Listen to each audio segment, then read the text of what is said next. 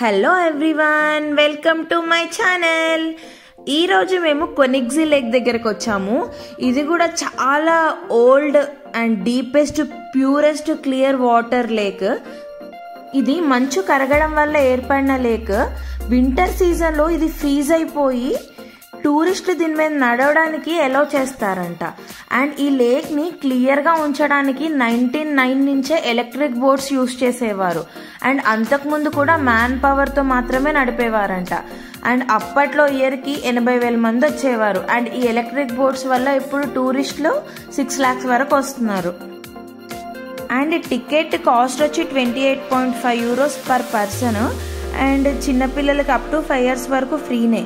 And ticket తీసుకునేటప్పుడే మనకు trip number and time slot 2 ఇస్తారు. మా ట్రిప్ స్టార్ట్ అవ్వడానికి ఆల్మోస్ట్ 1.5 hour టైం ఉంది. సో మేము మెల్లగా షాపింగ్ స్టార్ట్ చేసాం. మేము వెళ్ళింది వీక్ డేస్ అయినా పబ్లిక్ మాత్రం చాలానే ఉంది. ఇంకా వీక్ డేస్లో ఎలా ఉంటుందో మాత్రం చెప్పలేము. అండ్ షాపింగ్ అయిపోయాక అక్కడే ఫ్లవర్ గార్డెన్ ఉంటే ఫొటోస్ కూడా తీసుకున్నాము. అండ్ అక్కడ ఫుడ్ స్టాల్స్ కూడా ఉన్నాయి. ఇక్కడ లేక్ దగ్గర స్టే చేయడానికి మనకి హోటల్స్ కూడా అవైలబుల్ ఉంటాయి. మినిమం 100 euros నుంచి స్టార్ట్ అయ్యి హోటల్ని బట్టి దాని ప్రైస్ చేంజ్ అవుతూ ఉంటుంది అనమాట. ఇది చూస్తున్నారు కదా, దీన్ని సొవినియర్ అంటారు. దీంట్లో ఒక 2 euros వేస్తే ఒక చెక్క ముక్క మీద కొనిగ్జీ స్టాంప్తో మనకి బయటకు వస్తుంది.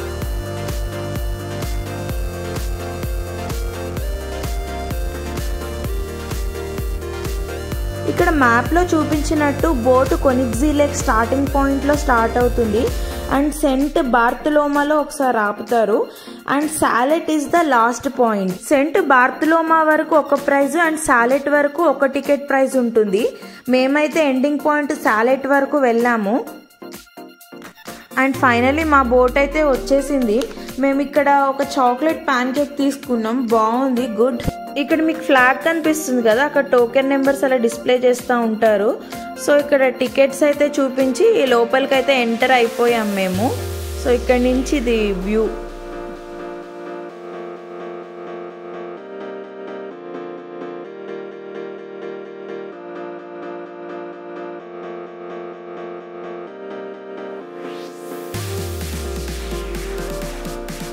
ఇక్కడైతే మా బోటు స్టార్ట్ అయిపోయింది. 2 కొండల మధ్య బోటు అలా వెళ్తుంటే ఎంత బ్యూటిఫుల్గా ఉందో. నాకైతే చెప్పాలంటే గోదావరి సినిమా అండ్ దాంట్లో సాంగ్స్ గుర్తొచ్చాయి, అంత బ్యూటిఫుల్గా ఉంది. అండ్ కొంచెం దూరం వెళ్ళాక ఒక ట్రంపెట్ ప్లే చేశారు.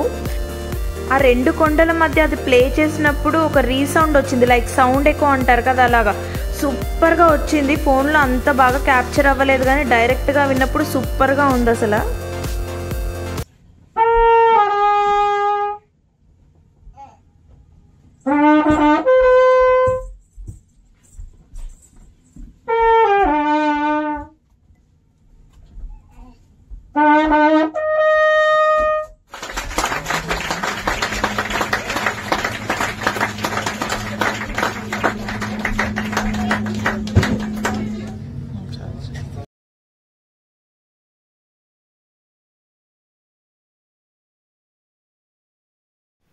అండ్ నెక్స్ట్ ప్లేస్ సెంట్ బార్తలోమా దగ్గరికి తీసుకొని వచ్చాడు. మేము ఇక్కడ దిగాము, కొన్ని ఫొటోస్ వీడియోస్ తీసుకున్నాము. అండ్ ఈ ప్లేస్కి వెళ్ళడానికి మనం లేక్ చుట్టూ వాక్ చేసుకుంటూ కూడా వెళ్ళొచ్చు. మేము దిగిన ఈ ప్లేస్లో చాలా మంది దిగారు, లైక్ సగం బోట్ ఖాళీ అయిపోయింది. నేను లేక్ చుట్టూ నడుచుకుంటూ కూడా రావచ్చు అని చెప్పాను కదా, ఇక్కడ కొంతమంది అలానే నడుచుకుంటూ వెళ్తున్నారు చూడండి.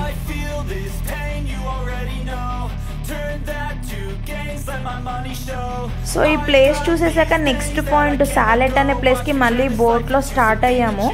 అండ్ వెళ్తుంటే ఒక వాటర్ ఫాల్, ఇది చాలా బాగుంది. ఆల్మోస్ట్ మేము ఆ వాటర్ ఫాల్కి 100 to 150 meters దూరంలో ఉన్నాం.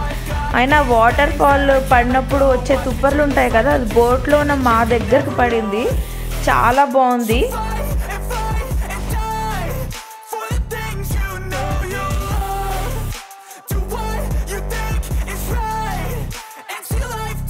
అండ్ ఫైనల్లీ ఈ బోట్ అయితే సాలెట్ అనే ప్లేస్కి వచ్చింది. సో అక్కడ దిగి ఇలా నడుచుకుంటూ ముందుకు వెళ్తూ ఉండాలి. వెళ్తూ ఉంటే ఒబెర్సీ అనే ఒక లేక్ వస్తుంది. మళ్ళీ ఇక్కడ బోట్ దిగాక అండ్ ఇక్కడ కొన్ని ఫుడ్ స్టాల్స్ అండ్ కొన్ని ఐస్ క్రీమ్ పాయింట్స్ కూడా ఉన్నాయి. ఈ ప్లేస్ నుంచి ఒబెర్సీ లేక్కి నడుచుకుంటూ వెళ్ళడానికి లైక్ ½ అన్ అవర్ వరకు టైం పడుతుంది. సో నడుచుకుంటూ ఒబెర్సీ లేక్ స్టార్టింగ్ పాయింట్ వెళ్ళడానికి ముందు ఇలా మధ్యలో ఒక వాటర్ ఉంది. ఖుషి నేను చాలాసేపు ఆడుకున్నాం ఇక్కడ కూడా.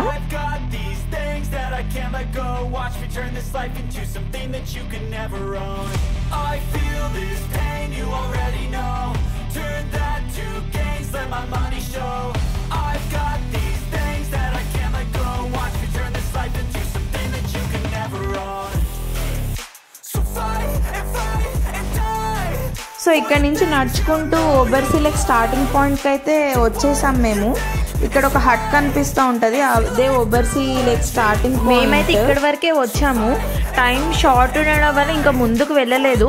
ఇక్కడ నుంచి కూడా వ్యూస్ అయితే చాలా బాగుంటాయంట. ట్రై చేయండి ఇక్కడికి వస్తే మాత్రం కంపల్సరీ.